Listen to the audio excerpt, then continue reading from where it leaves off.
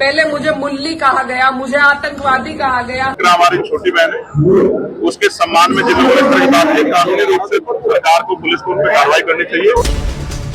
Samajwadi party की सांसद इकरा हसन फिलहाल चर्चाओं में बनी हुई हैं। दरअसल पिछले दिनों उनके लोकसभा क्षेत्र में एक मंदिर में तोड़फोड़ की गई। आरोप है कि इसके विरोध में इकरा हसन को अपशब्द कहे गए। पिछले दिनों खुद इकरा हसन इस मुद्दे को उठाते हुए भावुक दिखी। उन्होंने कहा कि उन्हें मुल्ली और आतंकी तक कह दिया गया। बता दें कि अब नगीना लोकसभा सीट से सांसद चंद्रशेखर आजाद ने इस पूरे विवाद पर बयान दिया है। चंद्रशेखर आजाद इकरा हसन के समर्थन में आए। नगीना सांसद ने इकरा हसन को अपनी छोटी बहन बताया और कहा कि उनके खिलाफ की गई इस तरह की बयानबाजी गलत है। इकरा हसन को अपमानित किया गया, मुल्ली कहा गया, इस पर क्या? ये इस तरह की भाषा का हम लोग कभी समर्थन नहीं करते। इकरा हमारी छोटी बहन है, उसके सम्मान में जिन लोगों ने इस तरह की बात की, कानूनी रूप से सरकार को, पुलिस को उन पर कार्रवाई करनी चाहिए।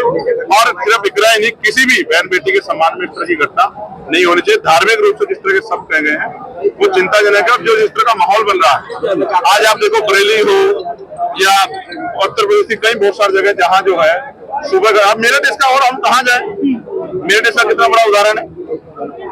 यहाँ उस गांव में सलावा में क्या हुआ, रात को घटना हुई, सुबह बुलडोजर आ गया। ये बुलडोजर गरीबों के, दलितों, पिछड़ों, मुसलमानों के घरों पे क्यों जाता है भाई? तो ये बातें स्पष्ट करती है कि कानून व्यवस्था चरम पे है, टूट गई है और सरकार के लोग इसकी धज्जियां उड़ा रहे हैं।